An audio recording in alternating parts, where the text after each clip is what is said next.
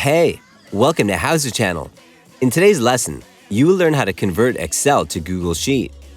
Open your Google Drive. Click on New at the top left corner of the window. Choose Google Sheets from the list. A new tab will open. Click on File at the top left corner of the window.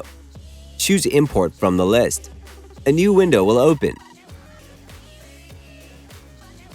Go to Upload tab. Click on Select the file from your device. A new window will open. Choose the Excel file that you need and click on Open. Wait until the upload is finished. You will get an Import File pop-up window. Choose what you want to do with it.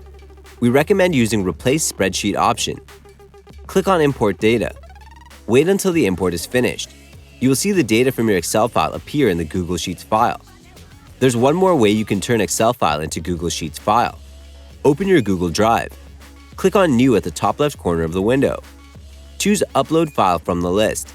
Select the Excel file that you need and click on Open. The file will be automatically uploaded as Google Sheets file.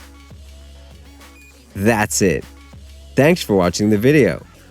Please like it and let us know if you used any of our tips and tricks. Subscribe to our channel. We upload new tutorials every day. See ya!